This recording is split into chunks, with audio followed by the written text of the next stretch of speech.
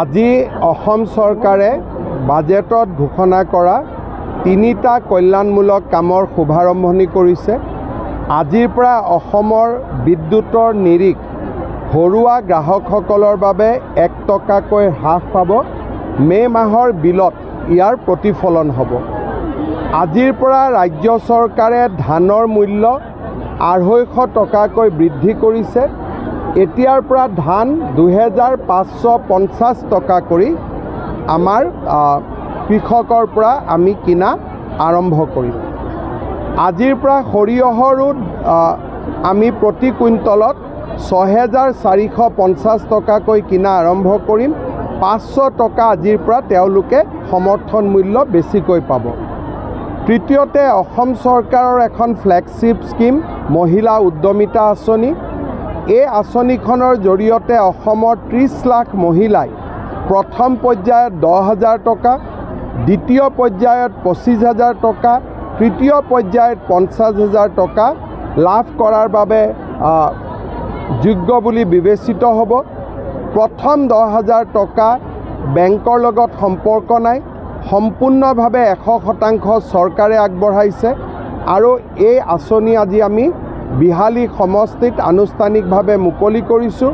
বিহালী সমষ্টিৰ 23,000 মহিলাই এই আঁচনিৰ ধন আজি চেক যোগে লাভ কৰিব।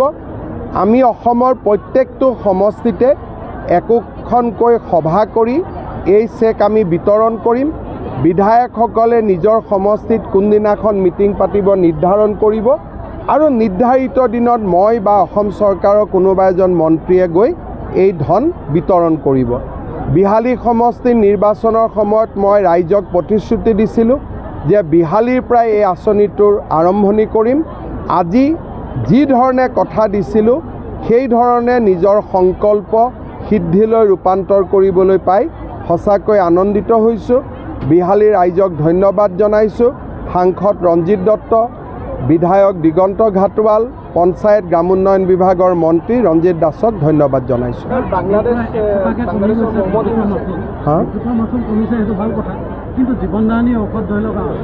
চাওক, এতিয়া আপোনালোকে মই যদি কওঁ মই আপেল এটা দিছোঁ, আপোনালোকে কমলাৰ কথাটো লৈ আহে, তাৰ মানে কি যে আপোনালোকে মানুহক ভাল খবৰ এটা যেনে তেনে দিব নিবিচাৰে, ক'ৰবাত কিন্তু এটা লগাই দিয়ে।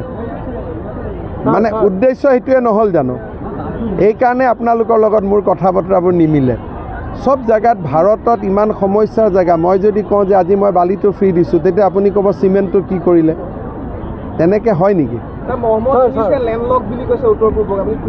উত্তৰ পূব লেণ্ডলক হয়, কিন্তু লেণ্ডলক আমি নোহোৱা কৰিব পাৰোঁ যদি আমি চিকেন নেকৰ তলেদি আমি আণ্ডাৰগ্ৰাউণ্ড ৰেলৱে কৰিডৰ বনাব পাৰোঁ, ৰাস্তা বনাব পাৰোঁ।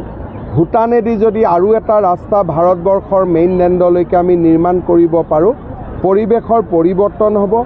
মহম্মদ ইউনিছে যিটো কথা কৈছে সেইটো ভাৰতৰ বহুত, বিশেষকৈ CA আন্দোলনৰ সময়ত ভাৰতৰ বহুকেইজন তথাকথিত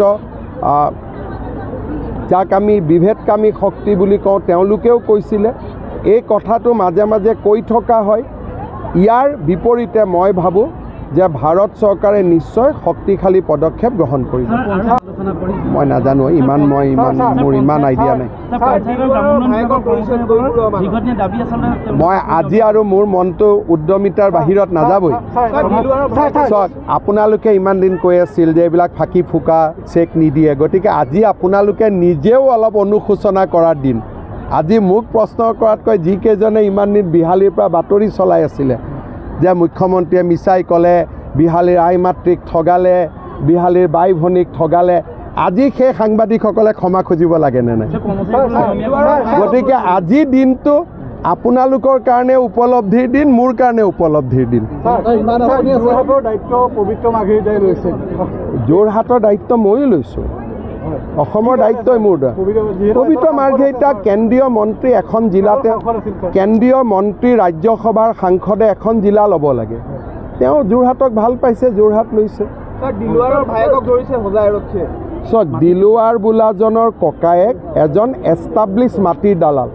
2021 চনকে তেওঁক গ্ৰেপ্তাৰ কৰা হৈছিল আৰু 21 চনতে তেওঁৰ বিৰুদ্ধে চাৰ্জশ্বিট হৈছিলে।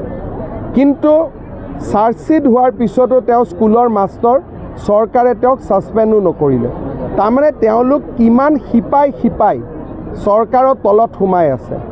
আৰু দিলো আৰু এটা ডাম্পাৰ বেপাৰী, সাংবাদিকতাৰ কোনো গুণ চৰিত্ৰ একো নাই, হোজাইত গৈ সুধিব গোটেই ঘৰখনকে মাটি দালাল বুলিয়ে জানে। মই ক'লোঁ না, আজি উদ্যমিতাৰ বাহিৰে মই ক'তো যাবই খোজা নাই। আৰু আপোনালোকে যিবিলাকে নিউজ কৰিছিল যে হিমন্ত বিশ্ব শৰ্মাই ফাঁকি ক'লে, কিবা ক'লে, তেওঁলোকে আজি দিনটো অলপ ঘৰত নিজক চিন্তা কৰক, হ'ব। নতুনকৈ নিৰ্মাণ হ'বলগীয়া ইনডোৰ ষ্টেডিয়ামটোৰ আধাৰশিলা স্থাপন কৰিলে। ছাত্ৰী নিবাস এটাৰো কাম আৰম্ভ হৈছে। বিধায়ক পদ্ম হাজৰিকায়ো গোটেই কথাখিনি চোৱা চিতা কৰি আছে।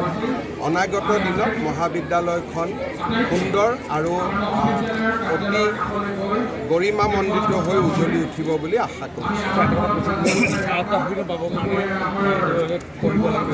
আজিকালি UGCয়ে এখন কলেজক অট'নমাছ কলেজৰ মৰ্যাদা দিয়ে, আৰু অট'নমাছ কলেজৰ মৰ্যাদা দিলে লাহে লাহে কলেজখন বিশ্ববিদ্যালয়ৰ ফালেও আগুৱাই যায়। যোৱা পৰহি দিনাখনো গহপুৰৰ ছয়দুৱাৰ মহাবিদ্যালয়ে অট'নমাছ কলেজৰ মৰ্যাদা পাইছে। আমি বিচাৰোঁ যে অসমৰ প্ৰত্যেকখন কলেজে নাকত যাতে ভাল এটা গ্ৰেড পাব পাৰে, আৰু মহাবিদ্যালয়সমূহ লাহে লাহে যাতে অট'নমাছ হ'ব পাৰে। স্যাৰ গুৱাহাটীত ল্যাঙ্গুৱেজ ট্ৰেইনিং চেণ্টাৰ এটা আছে। আমি গুৱাহাটীত দুটাকৈ জাপানিজ লেংগুৱেজ চেণ্টাৰ আৰম্ভ কৰিম। তাৰ বিষয়ে আলাপ আলোচনা হৈ আছে। মে' মাহত জাপানৰ পৰা এটা উচ্চস্তৰীয় প্ৰতিনিধি দল অসমলৈ অহাৰ সম্ভাৱনা আছে। আজি ভূপেন বৰা লখিমপুৰত এটা কথা কৈছে যে 60 কোটি টকাৰ কেলেংকাৰী হৈছে। ল'লে হ'ল তেওঁ গোটেইখিনি ঘৰত লৈ গ'লে হ'ল।